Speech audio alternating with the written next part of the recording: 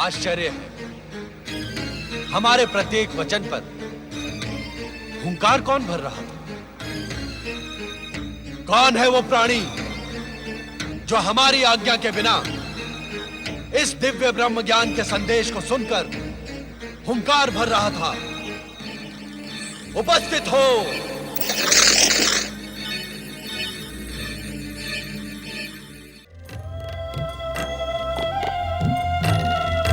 स्वामी, आपके संग रहने पर समय का पता ही नहीं चलता। गगन विहार करते करते पूरी रात्रि बीत गई। देवी पार्वती, पूर्व दिशा से उगने वाला आज का सूर्य आपके लिए ब्रह्म ज्ञान का महान संदेश लेकर आया है। तो क्या ब्रह्म ज्ञान मुझे आज ही मिलेगा? हाँ देवी, हमने निश्चय किया है कि इन्हीं हिममणित पर्वत श्रेणियों के एक हिम पाषाण कंदरा में हम तुम्हें वो ब्रह्म ज्ञान प्रदान करेंगे जिसे पाने की आकांक्षा में विगत कई दिनों से तुम्हारे हृदय में द्वंद्व चल रहा है।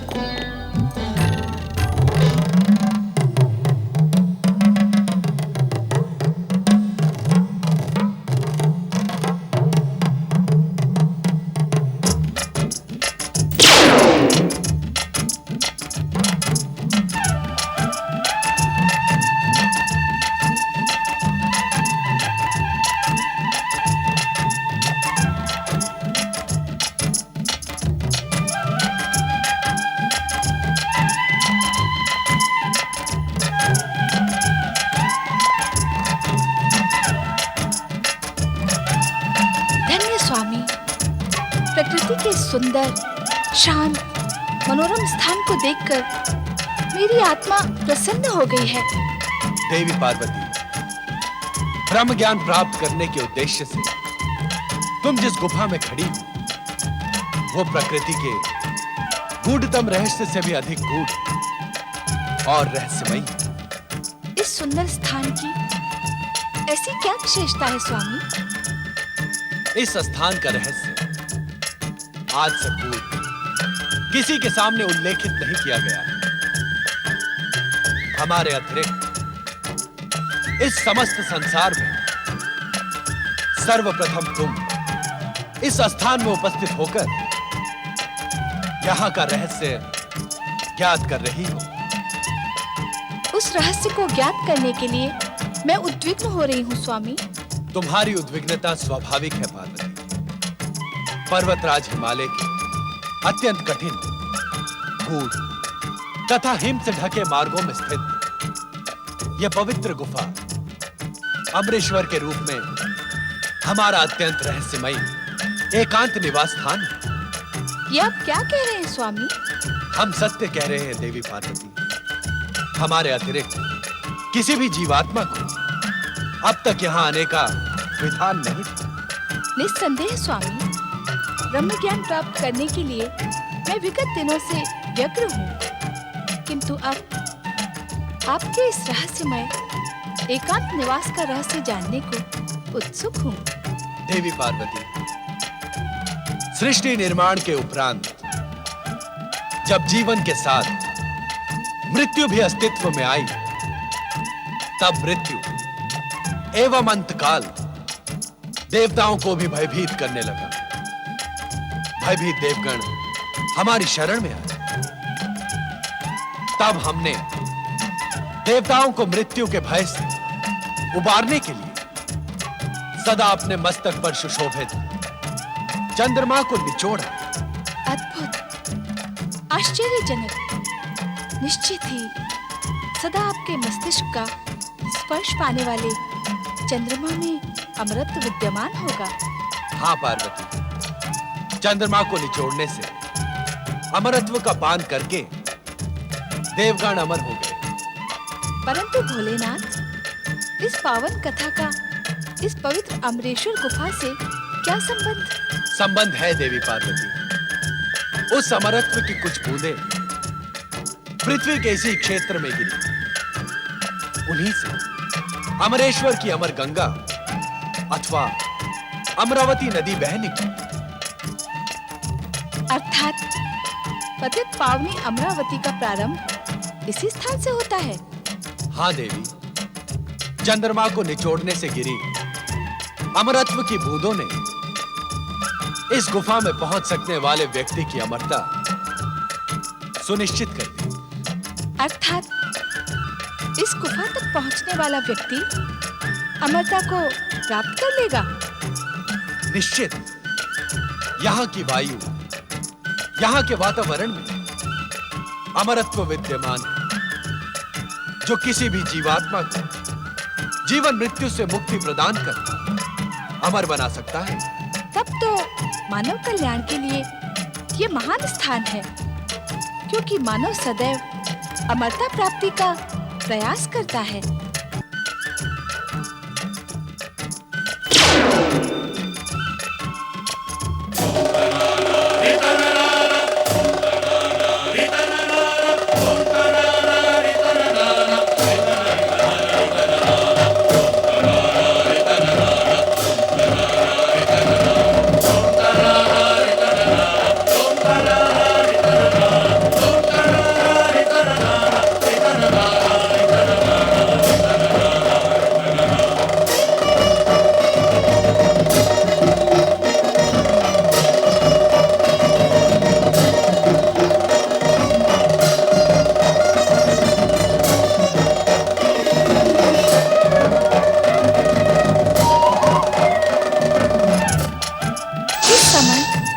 डमरूनाथ क्यों स्वामी?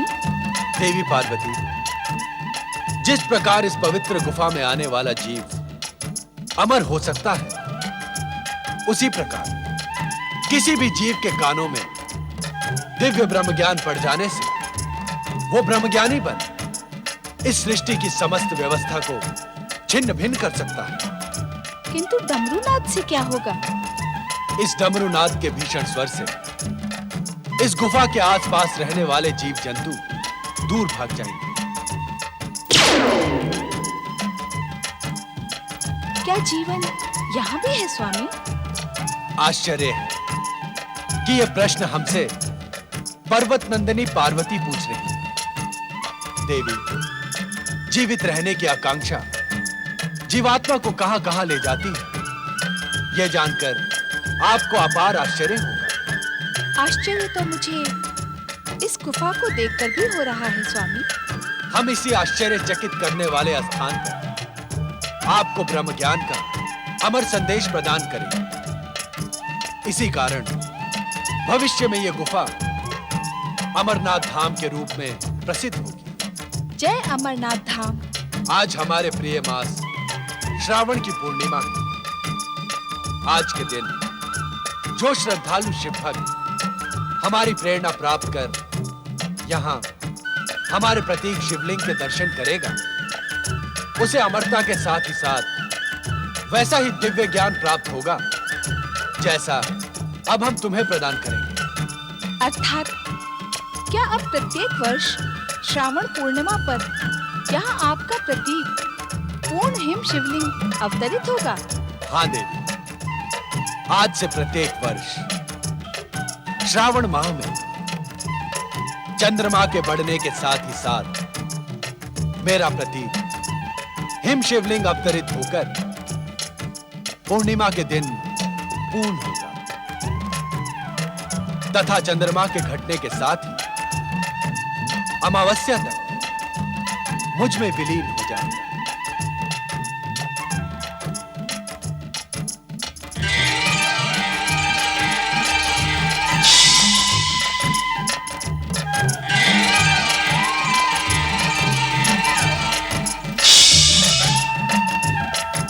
देवी, इस आसन पर विराजमान हो जाओ।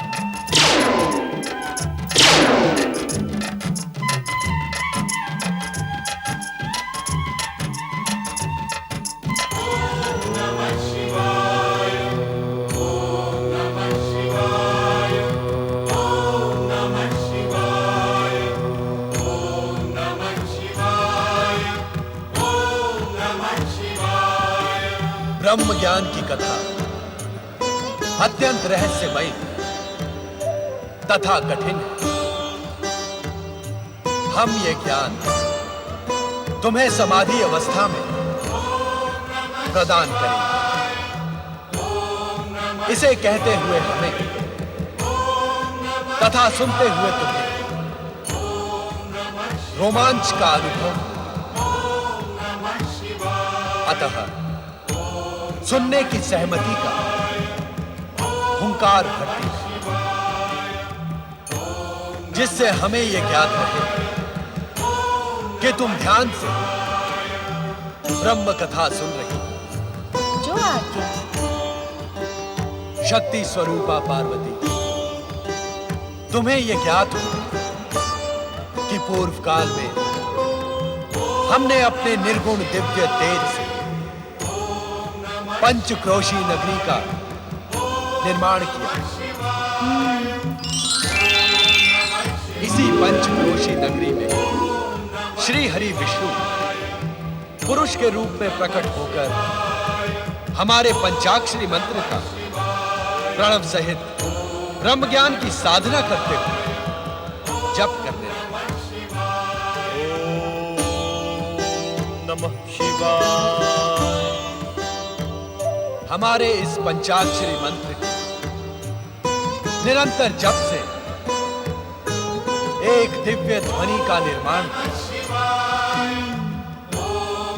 उस दिव्य ध्वनि से आनंद की लहरें उठने लगी। श्री हरि विष्णु का संपूर्ण शरीर इस आनंद लहरी का अनुभव करने लगा।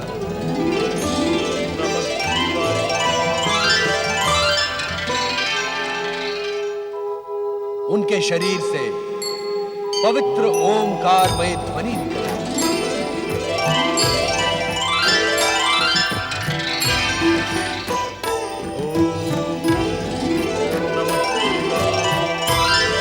ये ओमकारमय ध्वनि इस बात का संकेत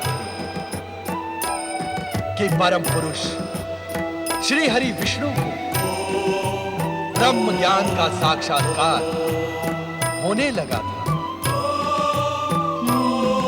ये ब्रह्म ज्ञान शिव का स्वरूप है। जो जीवात्मा मुझ परमात्मा स्वरूप के इस ब्रह्म ज्ञान को अपने हृदय में स्थित देख ले, वो साक्षात हमें अर्थात शिव तत्व को प्राप्त कर लेती है। देवी पार्वती लोक कल्याण तथा निरंतर शिव भक्ति में प्रयत्नशील शुद्ध आत्माओं, निर्मल मन और सात्विक बुद्धि वालों को शीघ्र ही शिव तत्व की प्राप्ति हो जाती है।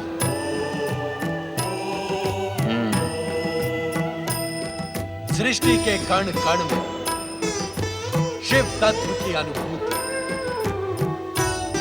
प्राणी मात्र की श्रद्धा और भावनाओं को आहत न करना तथा संपूर्ण संसार को शिव की रचना मानने वाली जीवात्माओं को शिव ज्ञान की प्राप्ति हो।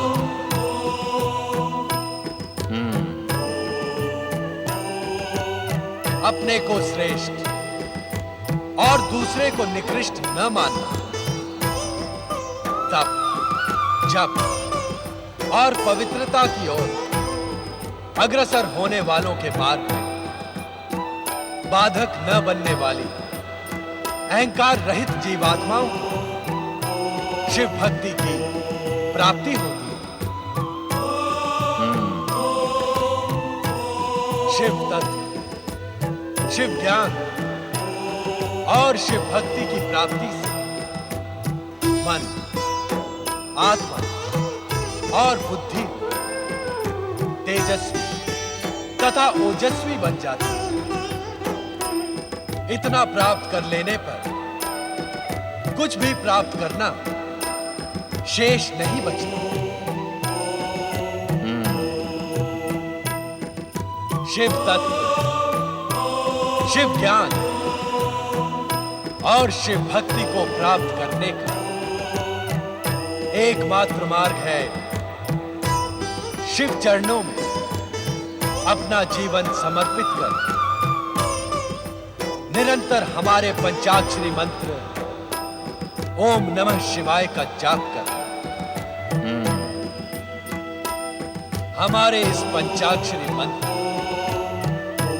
ओम नमः शिवाय में संसार का सर्वश्रेष्ठ ज्ञान समाहित।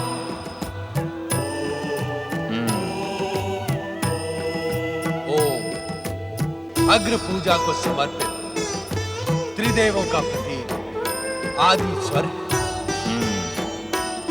शिव जीवन के कल्याण का स्वरूप है तथा उस कल्याण रूपी शिव स्वरूप नमन ब्रह्म रूपी शिव को प्राप्त करने का सर्वोत्तम उपाय है।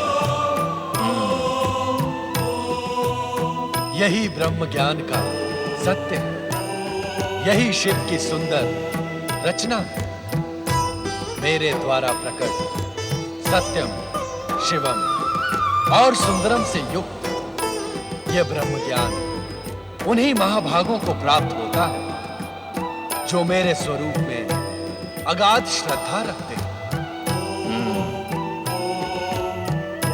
मेरी आज्ञा अनुसार धर्म मार्ग पर चलने वाले प्राणी मेरी ही कृपा से मल एवं माया से मुक्त होकर मेरे परमानंद सच्चिदानंद स्वरूप में लीन हो जाते हैं। स्वयं मेरे द्वारा रचित एवं कहे गए इस दिव्य ज्ञान को प्राप्त ज्ञानी इस ज्ञान के प्रकाश रूपी अग्नि से अपने कर्म में शरीर को क्षण भर में जलाकर मेरी कृपा से कर्म बंधन से छुटकारा पाकर मोक्ष को प्राप्त कर लेते हैं।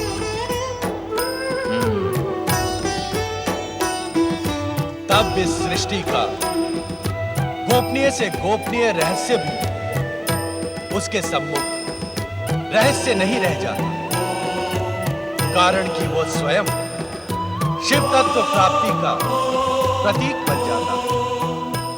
यही है परम दिव्य ब्रह्म ज्ञान जिसे पाकर तुमने अपनी आत्मा को मुझ परात पर ब्रह्म में समाहित कर दिया है। अब तुम स्वयं शिव तत्व, शिव ज्ञान और शिव भक्ति की प्रतीक हो।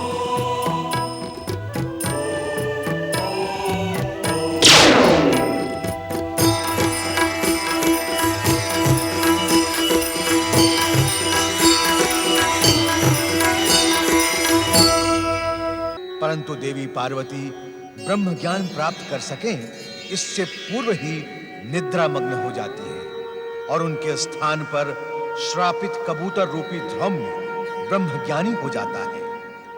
कबूतर रूपी ध्रौम्य को ब्रह्म ज्ञान की प्राप्ति हुई, ये भी विधि का ही विधान था। माता पार्वती को सुअवसर मिलने के पश्चात भी ब्रह्म ज्ञान का ज्ञान न होना भी संभवतः शिवलीला का ही अंग था। ये भी अटल सत्य ही है कि इस संसार में जो कुछ भी घटित होता है वो महेश्वर शिव की इच्छा से ही होता है। ब्रह्म ज्ञान का ज्ञान देने के पश्चात कल्याणकारी शिव जब हिम शिवलिंग से बाहर पधारे तो देवी पार्वती को निद्रामग्न देखकर चकित रह गए।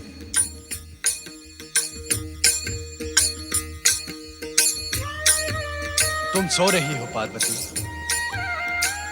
तुम अपनी निद्रा को रोक न सकी। परम शिव तत्व और ब्रह्म ज्ञान की प्राप्ति के स्थान पर तुम्हें निद्रा ही प्रिय लगी। आश्चर्य है, हमारे प्रत्येक वचन पर हुंकार कौन भर रहा था? कौन है वो प्राणी जो हमारी आज्ञा के बिना इस दिव्य ब्रह्म ज्ञान के संदेश को सुनकर हुंकार भर रहा था। उपस्थित हो।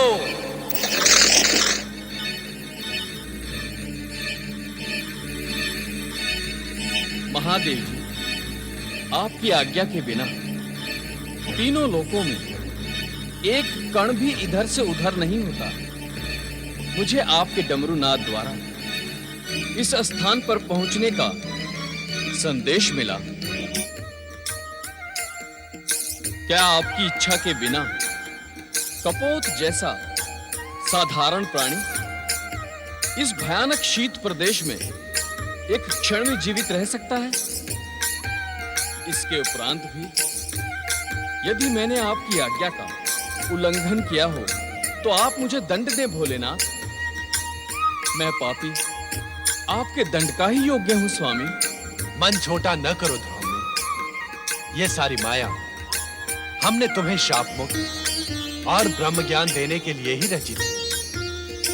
ब्रह्म ज्ञान के लिए तुम्हारी पात्रता पहले ही निश्चित हो गई थी। अब तुम अपने गुरु के शाप से मुक्त हुए। ब्रह्म ज्ञानी ध्रुव ने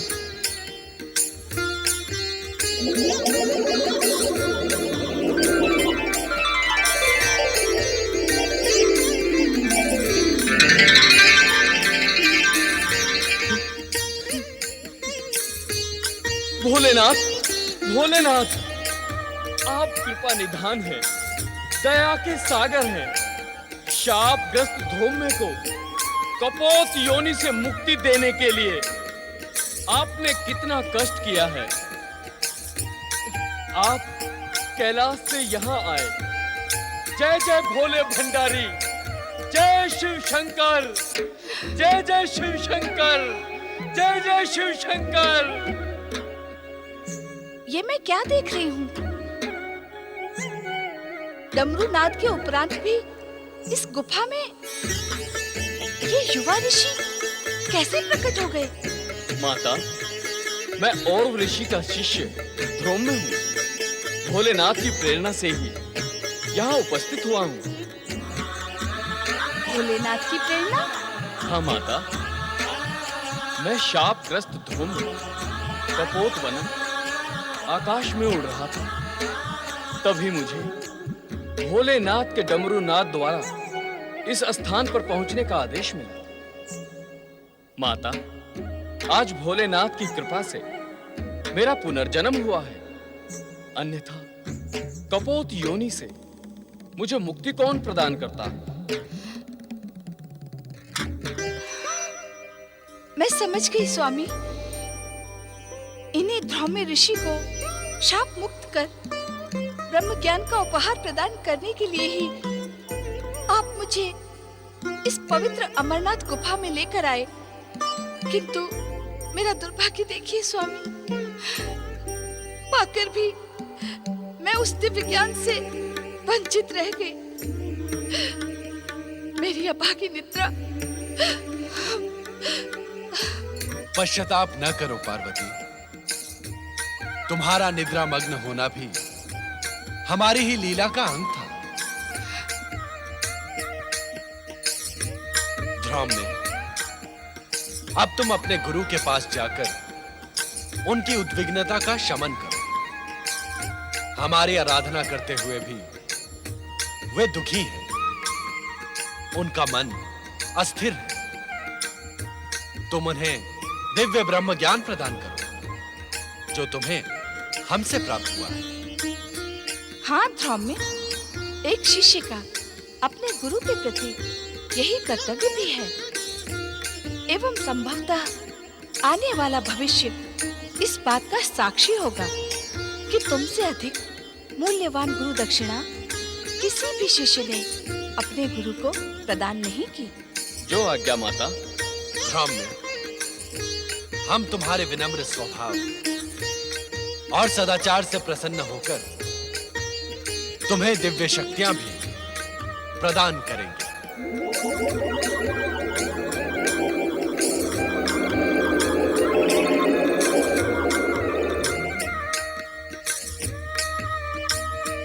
मैं आपकी इस महान कृपा के योग्य नहीं था भोलेनाथ।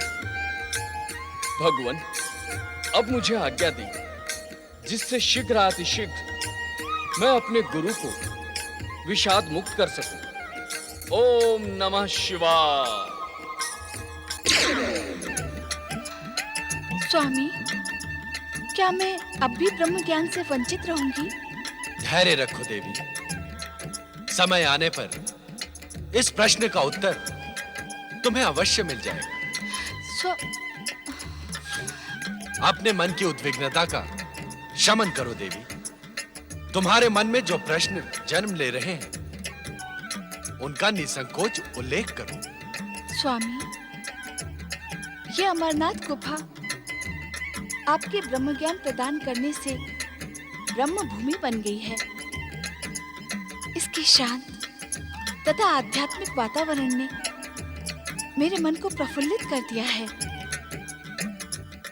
स्वामी, अब मेरा मन यहाँ से जाने को उत्सुक नहीं है। क्या हम इस स्थान पर अनिश्चित काल तक निवास नहीं कर सकते?